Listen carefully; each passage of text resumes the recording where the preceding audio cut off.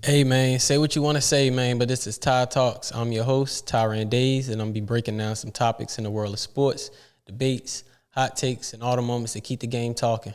Remember, like, share, subscribe to Ty Talks Podcast One. All right, guys, I'm gonna get into some NBA rumors. I'm gonna go over some final Game 3 preview, and I'm gonna go over some results from Money in the Bank and Raw. All right, guys, first of all, it was a rumor that the Knicks wanted to at least get an interview with Jason Kidd to see if he'll be interested in the head coach job. He played for the Knicks. He really don't have that much history with the Knicks. I mean, when he played with the Knicks, he was pretty much on the decline of his career. But they said the Mavericks are going to decline that, which I thought is smart. You know what I'm saying? Like, why get rid of Jason Kidd? He did a great job. He went to the finals. Yeah. It didn't make sense for the Knicks trying to get Jason Kidd. All right, guys. Next, I want to talk about Giannis. Giannis is supposedly want to stay in Milwaukee. I don't know why. Giannis, get out, man. You gave everything you can to Milwaukee. You gave them a championship. You gave them, 12 years? You did everything, Giannis. You gave him a championship, man. It's time for you to leave Milwaukee and find a better, larger market. If that's what I'm trying to say. Find a better market for yourself, man. Your businesses and, you know what I'm saying, your life and stuff. I can't really tell you about your life, but Giannis, I think you should leave. Probably the whole world think you should leave, but if you want to stay with Milwaukee, I understand it. All right, guys. KD's preferred destination is San Antonio. Multiple reports said that he wants to be in San Antonio, which I think is great. Starting lineup would be Fox, Castle, KD, Sochan, and Wemby.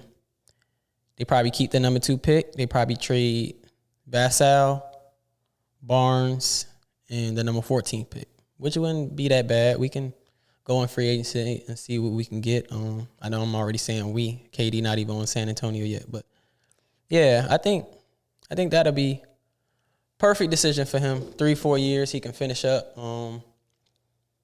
Yeah, KD, go to San Antonio. All right, the Jazz will try to trade Colin Sexton, Jordan Clarkson, and Lauri Markkanen.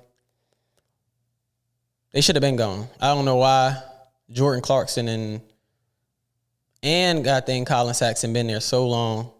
It's time for them to go. And Lauri Markkanen could go be on a contender. They all can be on a contender. San Antonio, look at them too. So it's a lot of places these guys can go. San Antonio, Golden State, Boston, Miami, Lakers. You know what I'm saying? All these teams need players like them on the team. So it's going to be a great offseason. All right, guys. I want to get into this finals preview of Game 3. We're back in Indiana, where the Pacers played great. Tyrese going to have to be extremely aggressive from the beginning.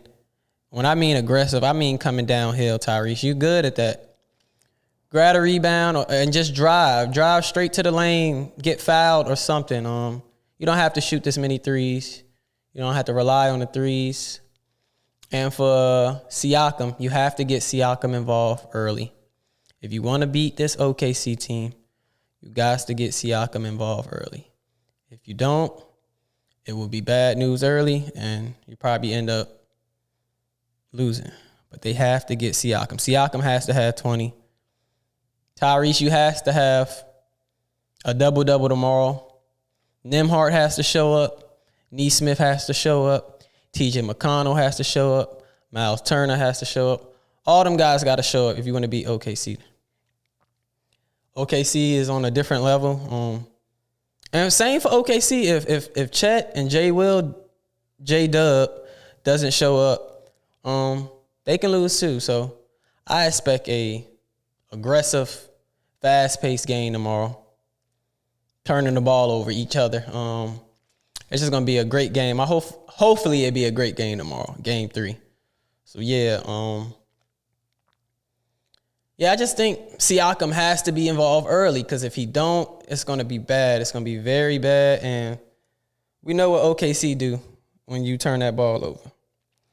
All right, guys, I want to talk about a little bit of Money in the Bank and Raw. I know people was mad that Seth won the Money in the Bank, but I was mad. But you got to understand, this is Seth Rollins. He's still one of the top faces in the company. And he just made a stable. And they're trying to push this stable. So they need some eyes on them. And the Money in the Bank was the biggest way for them to capitalize off this group that we still don't have a name for. Next, I want to talk about Naomi. Naomi won the Money in the Bank. I said Money in the Bank. Naomi won the Money in the Bank, which is great. She came back like 2 years ago. And now she winning the Money in the Bank. I like it. She already won the WWE Women's Championship in the past. But this right here is great for her. She's been in WWE for at least 15 years.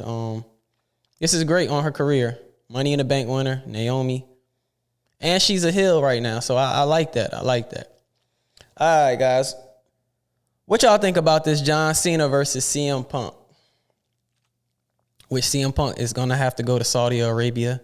He does not like that, but he's going to have to go if he wants this championship opportunity. Night of Champions, John Cena versus CM Punk for the WWE Undisputed Championship. We know CM Punk is not going to win, but if he do, I could see Seth cashing in on CM Punk. Tell me what y'all guys think about CM Punk versus John Cena. All right, next, I got one final thing. People mad. Mariah May, new wrestling name is Blake Monroe. She had a video package show earlier on NXT, which was okay. It was a good way to introduce her. And I think she'd be fine. She said Blake was her niece name and Monroe was a tribute to Marilyn Monroe. So I like Blake Monroe. And she's going to be a big star in WWE. But all right, guys, that's pretty much what I got for today. Peace out.